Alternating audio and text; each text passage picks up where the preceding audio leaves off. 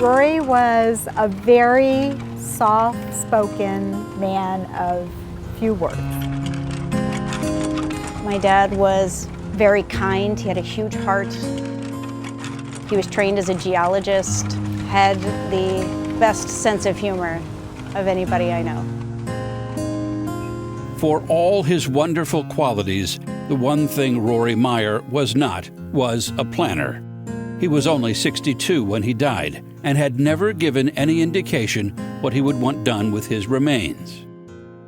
When my husband was in hospice, I told my daughter, I hate to say this, but we did not have that conversation, and I have no idea what he wants, and I just felt that it needed to be something different than the traditional.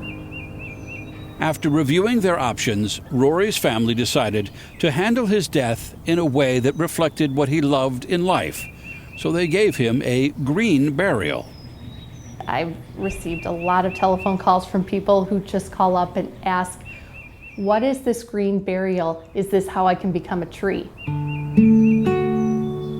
The short answer is sort of, and historic Bellefontaine Cemetery is the only St. Louis cemetery certified by the Green Burial Council. Green burial has been around forever.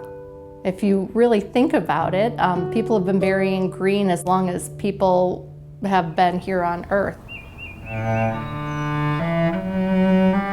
Green burial simply means caring for the dead with minimal impact on the environment.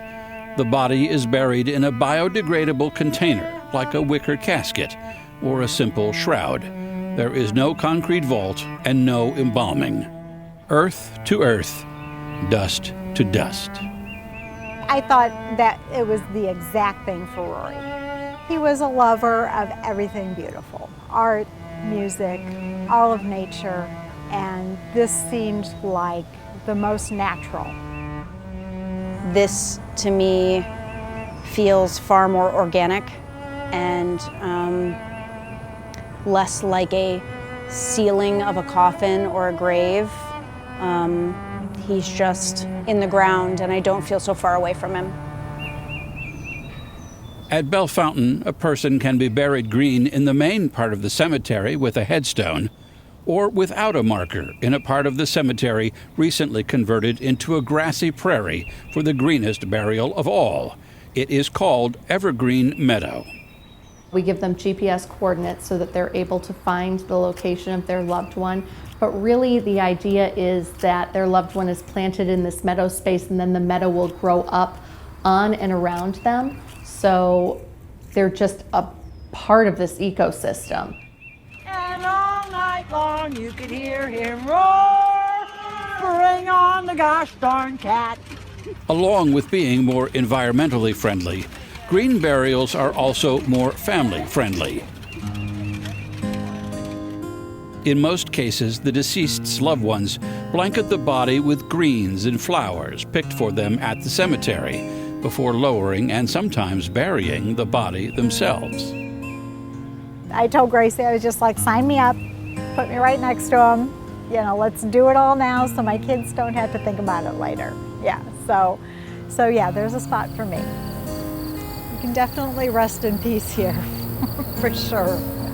For the Meyers, coming to Evergreen Meadow is less like visiting a cemetery and more like going on a nature hike, where every flower and tassel and tree trunk makes them feel connected to Rory.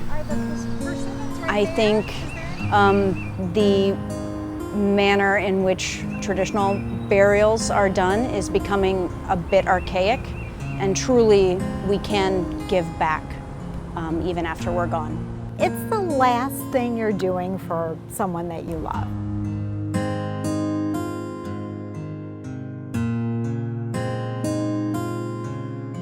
I think everybody that knew Rory knew that this was, you know, right for him. I know he would love this cemetery. If there are spirits that are roaming, I know he's roaming around, enjoying every bit of it.